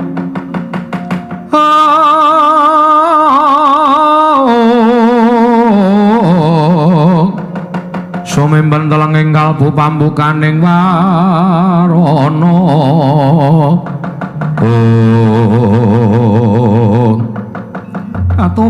Tobat. Yen ngono wis ora iso disemayani meneh kekarepamu Bathara Kala ya ta. Yen pancen kaya mengkono, dina iki ana marga ingkang prayoga. Dalan sing prayoga piye? Iki ana sawijining brahmana anyar katon kang mapan ana ing pertapan Kembang Sore. Jenenge Begawan Sabdawala. Kala ora usah dadak kowe golek bocah Sukerta. Waton kowe bisa mateni Begawan Sabdawala kuwi tak kira bakal lestari nggonmu ora duwe rasa luwih selawase urip Bathara Kala. Ladal. Apa pancen bener mengkono Biyung Durga? Iya pancen mengkono. Yen to pancen kateman mengkono aku nyuwun pamit. Aku njaluk pamit budal saiki tak goleki pertapan Kembang Sore. Yen wis ketemu bakal dadi srana nggonku bakal nadah kula mangsa Begawan Sabdawala. Sarta ting ati-ati duga-duga digawa ya nggih aja banget ambrung datan pepetung. Mundhak nampa sating Sang Hyang Jagat Giripati mangkat tak sangoni puja sesanti rahayune skala saklaku jantramu Bathara Kala. Jaramaya wonten dawuh Pandya Betari Durga. Kret lampet brungkat kimpul gajah gelar Singa Barong. Barengipun nyaketi pertapan Kembang Sore. menawi sampun nyaketi waspada napa lati ngaing Bathara Kala yen pancen ora bisa mateni Begawan Sabdawala kowe tak keparengake jarah rayak wewengkon kembang sore gawenen bingung para kawulane. Oh ladal lajeng pangkatipun abdi pincang menapa ora ketang sambung obor cara lintang mangkata dina iki Jaramaya nun ngestaken dawuh nyuwun pamit madhal pasilan sing ati-ati aja kaya bocah cilik Jaramaya maling raga lan maling sukma wonten dawuh wonten dawuh aja dikangelan dina iki para wadyabala baju barat kinen budal lumarap ana ing pertapan kembang sore tut wuntat tindak ing Bathara Kala nggone bakal gawe srana pati ning Begawan Sabdawala ladal mekaten Gusti ya pancen mengkono menawi tetelo mekaten lajeng pangatipun para wadyabala pincang menapa ora ketang sambung obor cala lintang mangkata dina iki non ngestaken dawuh nyuwun pamit madhal pasilan sing ati-ati aja kaya bocah cilik kowe maling raga lan maling sukma.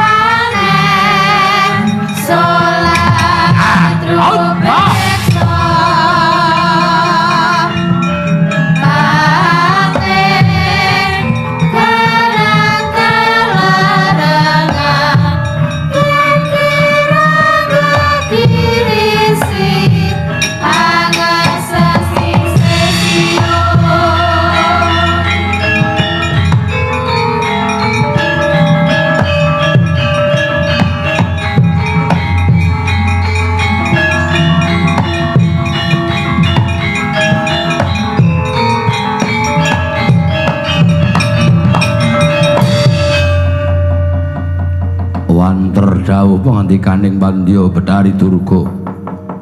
Aku kinen ngupaya Begawan Sabdawala ing pertapan Kembang Surya. Wah, ngendi gone ketemu ora gelem dadi cadhong panganku. Obrak-abrik pertapan Kembang Surya. Blegegek-ugeg sadulita mel. Bapa Bendara kula, Den. Wonten apa? Rawuh enten Karang Kadempel, Gus. Nggih, Ndara. Kepareng ngabdipun nala garing Guci Madung dawuh. Nggih, Den, kepareng Guci Madung dawuh. Enten apa, Gus, kok rawuh enten Karang Kadempel? Kakang Semar. Kula. Miturut pawarta ing Tombok Bakul sinambi wara. Ri kelungguhan samengko ana Brahmana anyar katon ingkang mapan ana pertapan Kembang Sore ingkang peparab Begawan Sabdawala. Sabda dados pendhita. Wah, ngawur bapak iki. Sabdawala sabda dados pendhita ora. Sabdawala. Iya pancen mengkono, Kakang. Papan pernahe wonten pundi lenggahipun pendhita menika kala wau? Yen ora kleru mapan ana ing pertapan Kembang Sore. Pertapan kok namine Kembang Sore? Kaya kok kula tau mireng wujuding pertapan Kembang Sore. Iya. Lah kersane mula wektu dina iki Janaka ora bakal wegah ngangsu kawruh kelawan Penemban Sabdawala. Sabab ombyaing akeh padha ngandhakake yen to akeh para cantrik-cantrik wujuding satriya Nalindra ingkang padha sumuyut marang lenggahing Begawan Sabdawala. Mula Kakang Semar ingkang dadi krenteking tekating Arjuna ora pati-pati aku bali marang kasriyaten Madukara. Lamun durung tuntas nggonku necep ngelmuning Sang Pinandhita, Kakang Semar. Semareka den prayetna samurires eka balik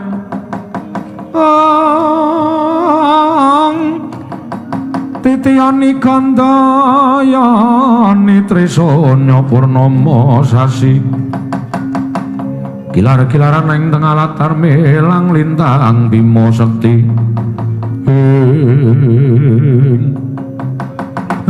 Nek kersane Ndara ngeten kula mboten ajeng wegah. Awiden kula dherekaken budal dhateng pertapan Kembang Sore necep ngelmune Sang Pinandhita, Kakang Semar anak mojening keri Kakang Semar. Bapa Durna kula ngaturaken sembah pangabekti kula kunjuk Penemban. Inggih Nger kula tampi. Akarya bapa rasemanipun inggih Bapak ing Sukalima. Paman Patih Sengkuni kula ngaturaken bekti kula kunjuk inggih Nger dawah sami-sami. Bapa Penemban Durna wonten menapa? Teka rawuh wonten ing negari Ngamarta sumengka pengawak Dodra menawi dipun parengaken kula sumadong dawuh. Inggih. Atur kula menika mboten kula kunjukaken ngarsa paduka anak Prabu Ndarawati babar pisan mboten. Namung kula matur ngersanipun anak-anak kula para Pandhawa, utamanipun anak Prabu Darmakusuma, Werkudara. Menapa dene kula sedewa? Inggih Bapa wonten menapa? Sanget hanjejereng wirang. Pakartinipun Petruk Kantong Bolong. Ingkang rikalenggan sakmangke madheg Brahmana wonten ing pertapan Kembang Sore peparab Begawan Sabdawala. Menapa Begawan Sabdawala menika sesinglanipun Petruk Kantong Bolong? Nger, kula menika wong tuwa. Kula mboten isa diapusi dhateng lagu lagianipun Petruk Kantong Bolong. Malah samangke Petruk nglempaken para satriya-satriya lancur-lancur Pandhawa samya suwita wonten ngersanipun Petruk ingkang peparab Begawan Sabdawala. Kuwatir ing manah kula menawi mangke kerut larut anggenipun sami suwita dhateng Begawan Sabdawala. Wekasan sami supe dhateng kewajibaning kaprajan. Sinten ingkang badhe wirang bebarang, Nger? Mboten sami kejawi paduka anak Prabu Punta sak kadang. Petruk sanget-sanget anggenipun ngias dhateng sedaya kemawon. Dipun anggep piyambakipun menika Brahmana ingkang kaloka, dipun anggep piyambakipun Brahmana ingkang sampun buntas kawruhipun. Mila kula lajeng sowan wonten negari Ngamarta menika namung badhe caos suninga babagan perkawis menika.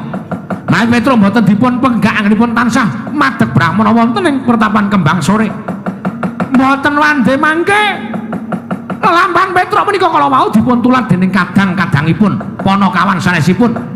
Tan Wurunga Pandhawa ingkang dipun damel wirang, Tan Wurunga Pandhawa ingkang badhe nglampahi wirang bebarang utawi ngraosaken isin nggih. Menika atur kula nggih anak Prabu.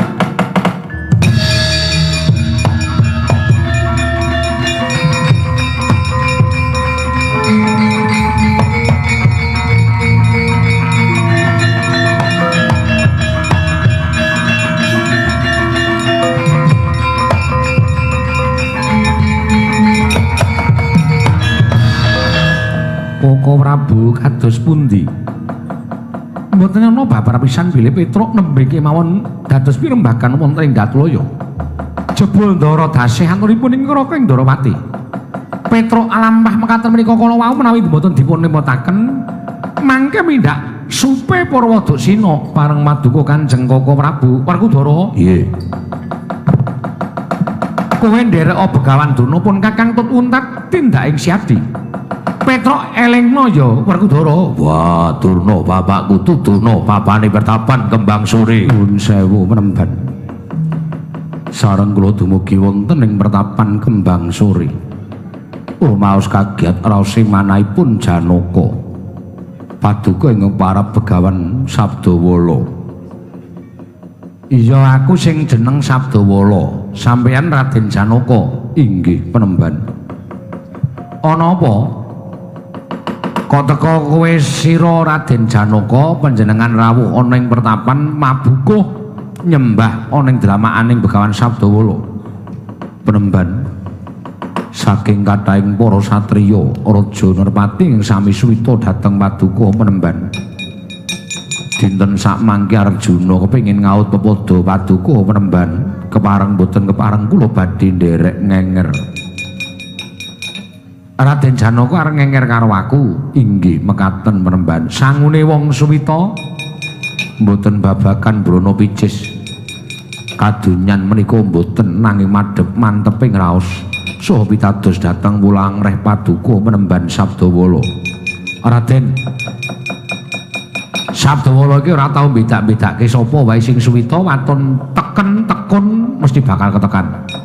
Sarta madhep mantep mesti bakal kelakon penjangkane mekaten meremban. Mraingaten suwitanipun ingkang ngabdi pun Janaka dipun tampi dening paduka penemban. Nek pancen wis niat kena ngapa ora tak tampa. Nek ya kuwi nek ngenteni kawruh Begawan Sabdawala sabar merga akeh sing padha suwita marang Sabdawala. Matur sembah nuwun tanpa pepindhan. Monggo Raden Janaka tak aturi lengganing pepungkuran mengko mangsa kala tak timbali sowan Ngabiyantara ngestaken dawuh paduka penemban.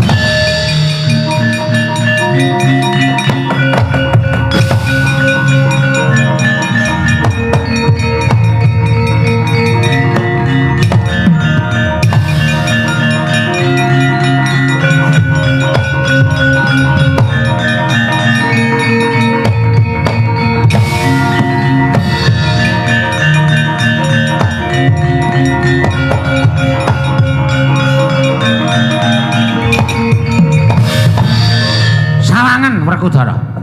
Maragake wis padakno. Dudu sapa-sapa. Nitik ragane sing sarwa kaya mengkono kuwi genah iki Petruk. Mula kang sangka kuwi Werkudara, Petruk dawana supaya leren nggone dadi pendhita para Begawan Sabdawala. Wah, Petruk. Kowe aja gugu sakarepmu dhewe ayo leren. Lereno nggone dadi pendhita. Nuwun sewu penemban Durna. Sampeyan kok ngarani wong kok sak penake dhewe to? Petruk kuwi sapa? Loh, kuwi bocahe kumbi, bocahe selak. Ora akoni to dheweke iki Petruk. Nang kene ora ana Petruk. Nang kene sing ana Begawan Sabdawala. Nek sampeyan goleki Petruk, kuwi kleru dalane. Nang kene ora ana Petruk. Sampeyan kok sak penake dhewe ngarani karo Sabdawala. Malah kowe adul-adul karo para Pandhawa. Raden Werkudara nganti tekan kene percaya marang apa sing tak omongke, nek sing lenggah ning Kembang Sore kuwi Petruk. Mongko ning kene ora ana Petruk. Begawan Durna. Sekawit kuwi arep mboyong karo Petruk utawa arep mboyong karo Sabdawala nanging ora kelakon terus kowe melayu swadul karo para Pandhawa. Kebangetan ing atase pendhita kok seneng tumbak cucukan wadul mrono wadul mrene. Nek ngono nggonmu dadi Brahmana kuwi ming serban karo ketemu sing putih.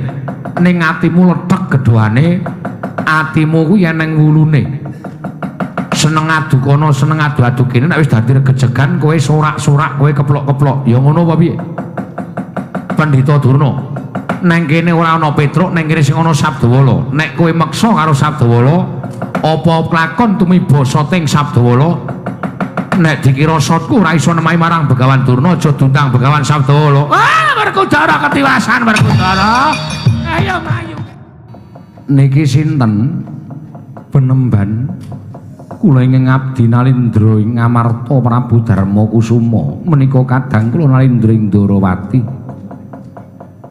Panjenengan menika Nalindra kok ndodok teng ngarepe Begawan Sabdawala. Mangke kula nek kuat pripun sinuwun. Ingkang sakmestinipun kula kedah nyembah klenjeng ngandika Penemban Sabdawala. Krana sareng kula tingali kanthi permana jati ingkang lenggah wonten ing singasana adi. Mboten wujudipun titah sewantah. Nyuwun pangapunten Pukulun, kula ingkang ngaturaken sembah dhateng Paduka Iwang Pikulun padha winenang babar satining wujud.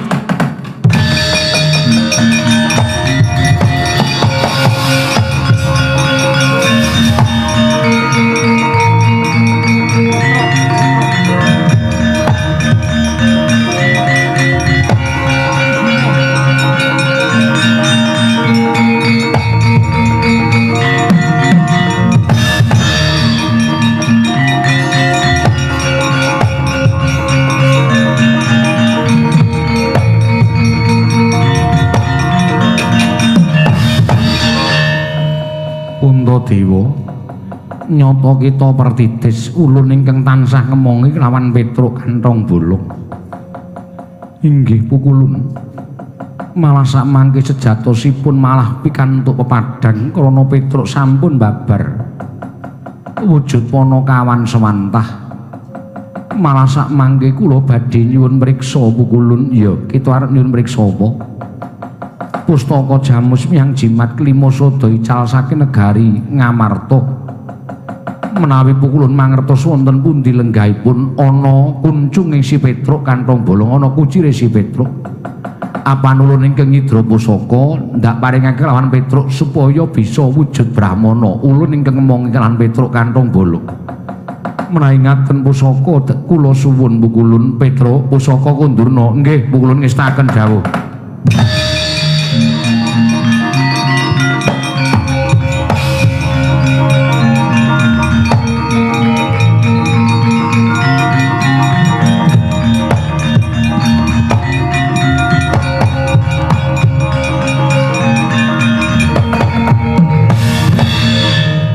Puntadewa kang mangkono kaya wis purna darmaning ulun nggon ulun ngudanani apa pamintaning Petruk kantong bolong mekaten Pukulun. Ya ulun tak kundur marang Makayangan Jonggir mangsa baranggon kita bakal mbabar crita iki nggih Puntadewa sarta ngrampungake Panakawan Petruk utawa sarta nggonmu bakal ngrampungake babaring lelakon iki. Ngestaken dawuh Paduka Pukulun.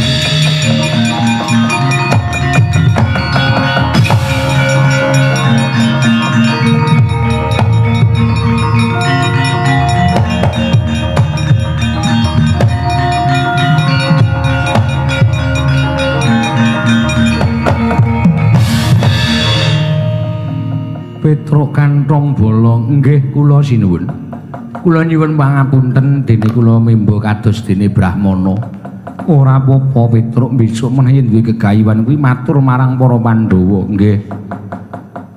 Kok ya damak timen kowe iki wis dadi punakawane kok kepengin dadi pendhita. Ya kala-kala ngrasake kok ya.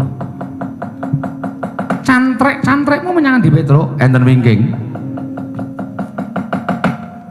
aturan supaya tindak mrene kabeh. Waduh. Kula cilaka mengkene do tekan mriki ngerti nek Sabdawala niku kula malah ngrekoso ora apa-apa Petruk engko aku ngayomi marang sira. Oh nggih, ngestaken dawuh.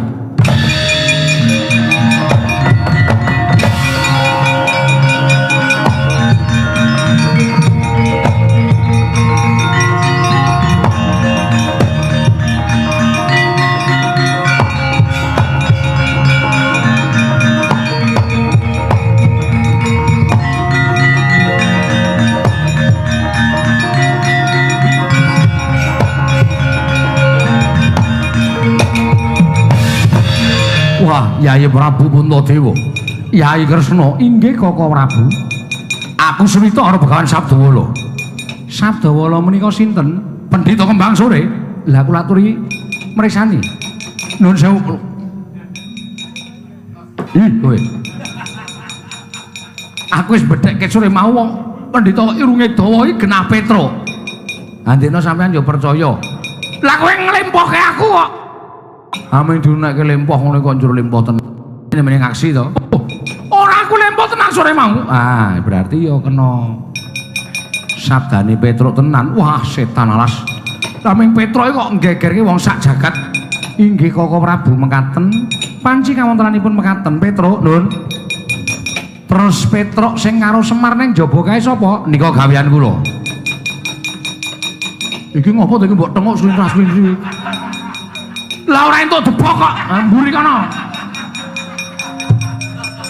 Ana wong ngomong ditoleh, ana wong ngomong ditoleh ora. Slira-sliri wae.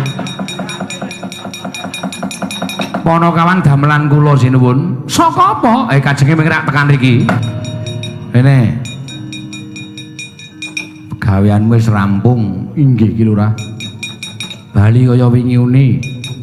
Kowe ra ming saka petelku to. Ayo. Bali dadi petel nek inggih ngestaken dawuh ki lho ra.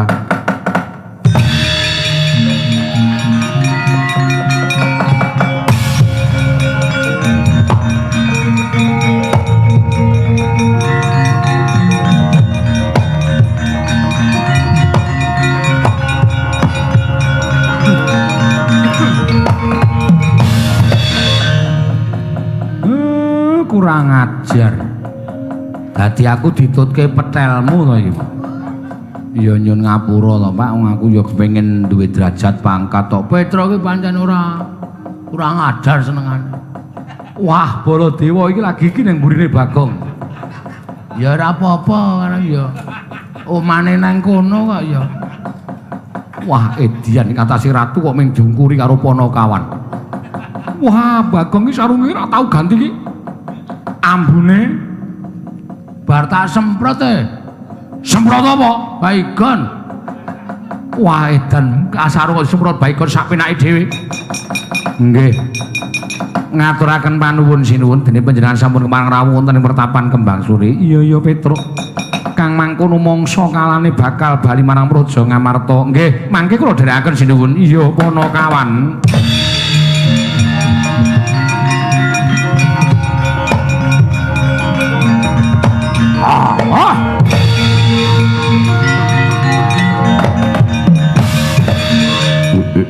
Ladalah wis padhang kanan Kembang Sore. Begawan Sabdawala ora ana sing ana para Pandhawa ganeping bocah Sukerta. Wah, saut dadi apa, ha?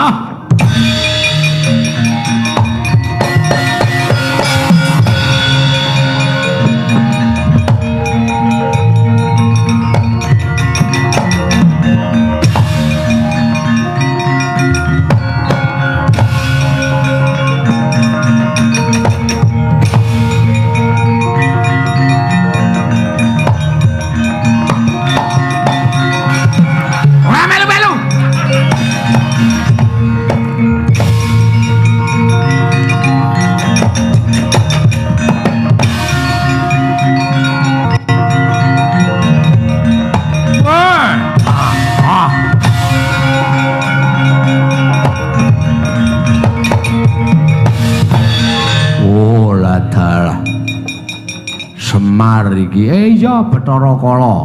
Iya. Kowe arep tumindak culika to?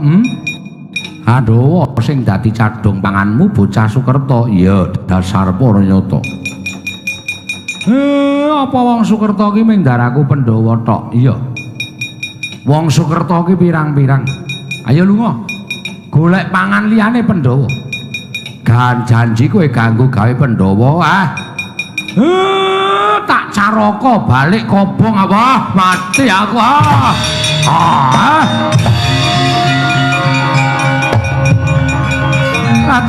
Tobat, Wan.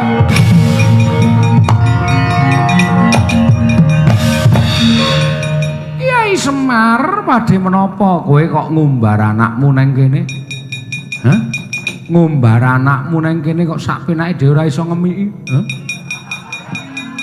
Iya, anake dumbar kon golek pangan dhewe. Ayo, baju barat balamu tok jak bali kabeh ora? Ora tok jak bali, aku sing ora trima. Sing picak dituntun, sing lempah digendong, sing bisu dijawil. Ganggu gawe katentreman dusun Jamprit, Panjang Rejo, Pundong Bantul kene. Kumbala geni kowe. Inggih nyuwun pamit bali.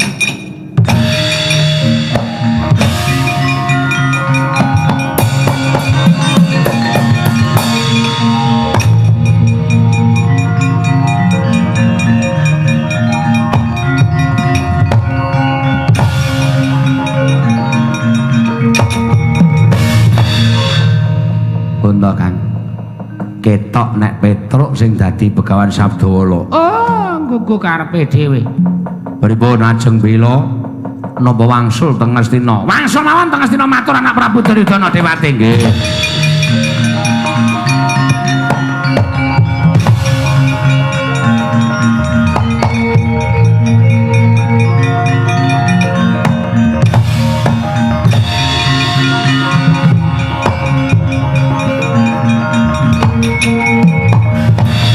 Arsa madangi jagato mungup-mungup paneng sak pucaking wukir marebak bangsu miret keneng soroting surya mega lan gunung